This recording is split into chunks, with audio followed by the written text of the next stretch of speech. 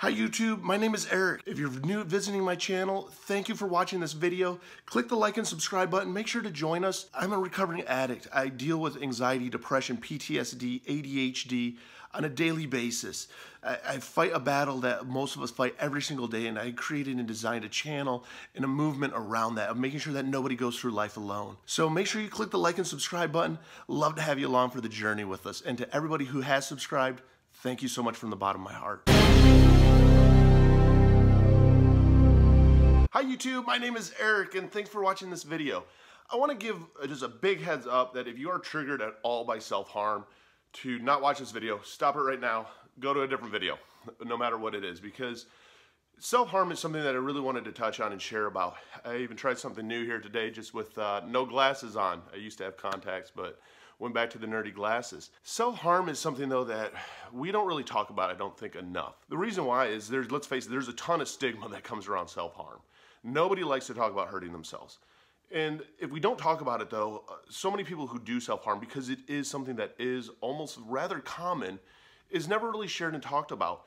Kelly, who I did this collab with, I have the link to her channel down below, even shared with me some of the tools that she does so that she doesn't self-harm. And I'm going to share even about my experience self-harming, because let's face it, men and women do self-harm. I self-harmed. When I was a kid, I self-harmed by physically actually punching myself until I would bruise myself. And I also used a lighter to burn myself. The reason that I went in and I did self-harm is there are psychological reasons behind it. Again, I'm not a doctor, I'm not a counselor, I'm not a therapist. I just have been through a lot of shit. My name is Eric, I'm a recovering addict. I've been diagnosed with ADHD, PTSD, depression, anxiety. I lost a wife and a father to suicide, and it's really my passion just to bring awareness to anything that comes along with mental health, mental illness, sobriety, suicide awareness.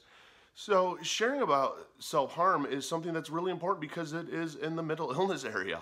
And let's face it, probably a lot of us have self-harm before in a variety of different areas or reasons why. For me personally, and I can only talk from experience, I self-harm because I felt that I was a failure. I felt that I was a letdown.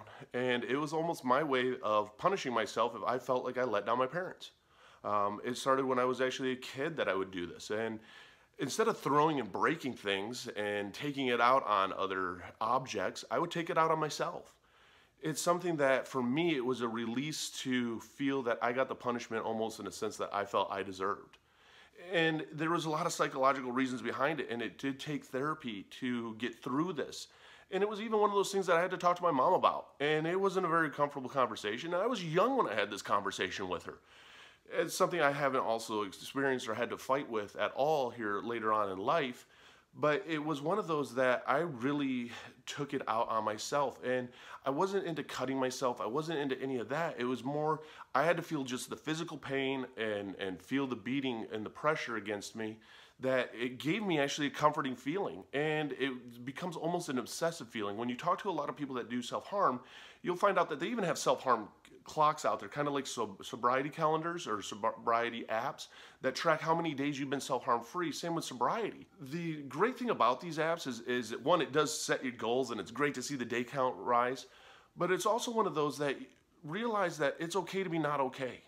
Self-harm is just, it's something that we just don't talk enough about. I've talked with a lot of different schools and went into finding out that a lot of different students out there do self-harm. As a man, I can tell you this, guys self-harm. It's not just a woman thing, or it's not just a guy thing. It's not just an age range thing. People self-harm for various different reasons.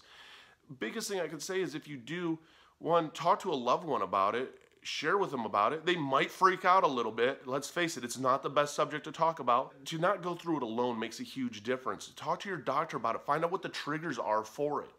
Find out what sparks you to want to actually do that to yourself. For me, it was a big thing of failure when I first self-harmed, when it was in the physical form. Later on in life, I actually would burn myself with a lighter, and that was when I was completely shit-faced drunk, and I felt like I couldn't feel anything, and I wanted to feel alive. And so I would heat up a lighter, and I would put it on my arm. And it would get to the point that I had blisters on my arms, and I have scars still even actually on my arm from lighter tips.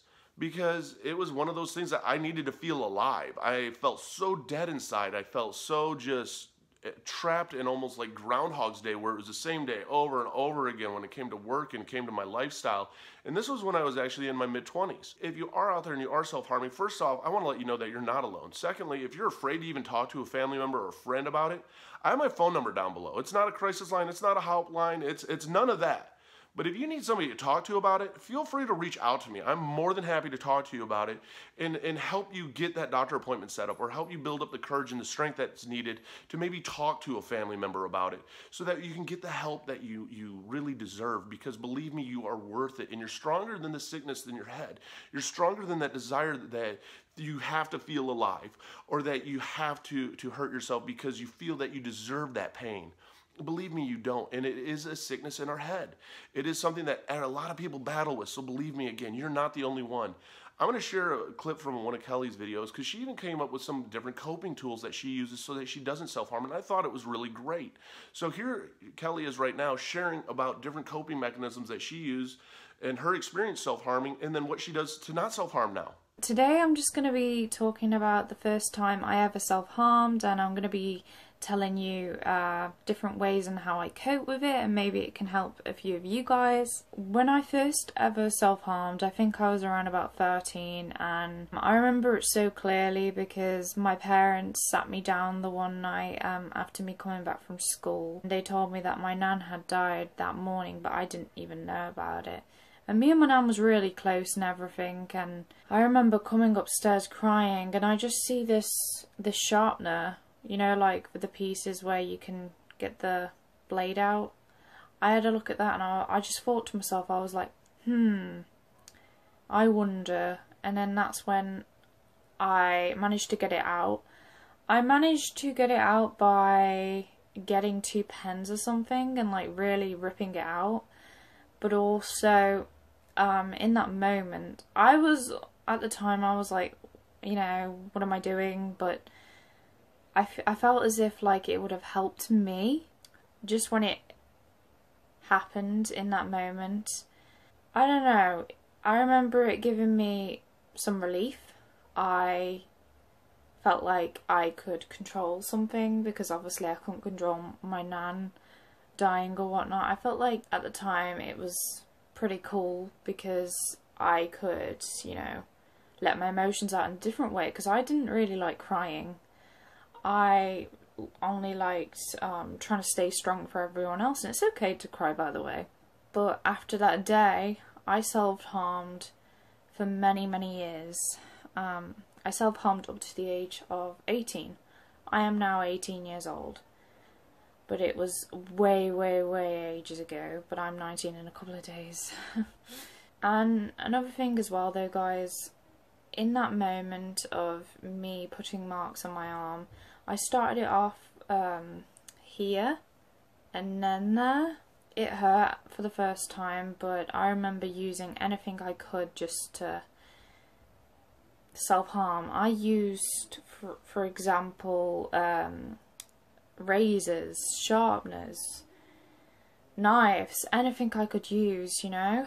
And you know, it got to the point where I did need to get help and everything, and I had to go to therapy, and my parents was very upset, and it was horrible to see my parents like that. Recovery from self-harming has always been hard. I have had a couple of slips along the way, and you know, you might get those times when you do have slips, because you know, we're all human. But the thing is, what I usually do now is I write stuff down in a book, and I love to express my emotions out in that, because you know, it's good to let your feelings out that way. So every time when I feel like I want to self-harm, you know, just to get my emotions out or something, and I don't feel like crying or whatever, I write things down in a book, and it helps me. Half the time what I tend to do is I get my eyeliner, and every time when I feel like self-harming, I do it on my arm, because it helps me. I don't know, drawing on your body seems to help. I mean, I found that really helpful to me. I don't know if it's going to be helpful for like anyone else, but it certainly was helpful to me. And there is different strategies what I do use. I love to draw, especially adult colouring books. I've said that before. Adult colouring books is amazing, and I love them, so you know what I mean?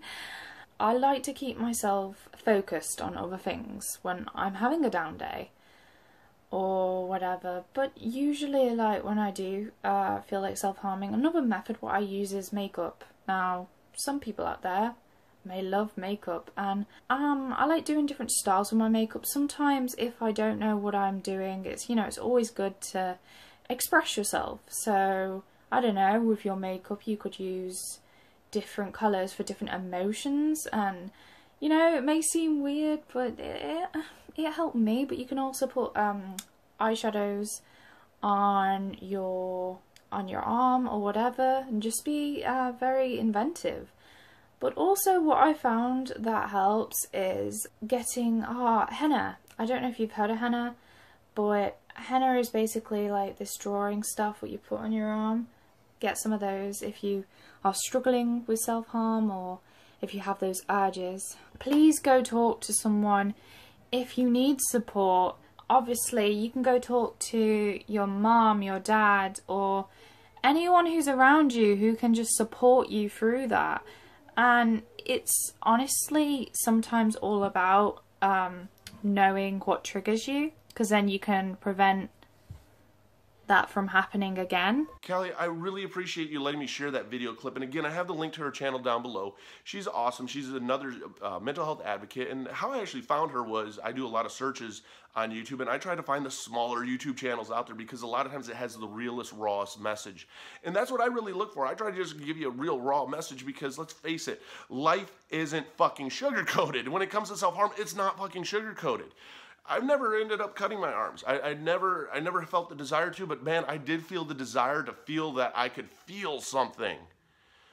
And through therapy, and then through finding out that I needed to have positive affirmations in my life, that I needed to self-maintain myself and actually self-care for myself, to let go of the worry of failing people. Because let's face it, our childhood, a lot of times we don't talk about it. A lot of stuff that we have happen to us in our childhood, whether it's good or bad or we don't even know, can be brought with us later on in life. And let's face it, I never graduated from college. My dad was a doctor. I thought I was a failure because I didn't go to college. I made a ton of money in my job, but I didn't have a degree. I made more money than most people with master's and doctorate degrees, but I didn't have a degree. And I felt like I let him down. That was a big thing that it took me a long time to get over with, and it was a long conversation even with my dad, and it was a lot of just realizing that it's okay and that they were still proud of. The communication and opening up those lines is so important, and I know that it's extremely difficult to do. It's hard to just sit down with somebody and say, hey, by the way, I cut my arms. And I know that there's a lot of stigma that goes along with it, that you're doing it for attention, or that you're doing it because you want to be cool, or whatever it fucking might be, and believe me, I get it that it's not. And most people don't realize that anyone that deals with any mental illnesses, we're not dealing with a mental illness because we want attention. Majority of anybody that's going through anything doesn't want the attention, especially when you self-harm, and that's usually why the scars are hidden. Be proud of your battle scars if you have them, and let people know your story, because you're a fighter, you're a warrior, you made it this far. And you know what? Those scars will help somebody else out there, believe me. So it's about people helping people. It's sharing the tools and resources that we've been through. And with Kelly, I love the idea of using a marker. I never even thought about that until I watched her video, and I was like, man, that's actually a good idea, and I could see how that would actually be beneficial to somebody. And will it work for everybody? Probably not. But it's finding out what works for you and finding those tools and resources that work for you. And again, she even talked about it. It's going to a doctor and getting the right, therapy help to make sure that you find out what's triggering you.